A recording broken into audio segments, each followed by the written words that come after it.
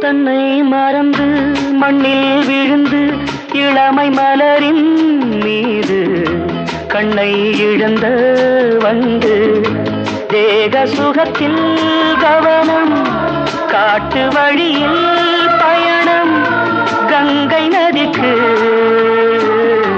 மண்ணில் அணையா இளமையெனும் பூங்காற்று.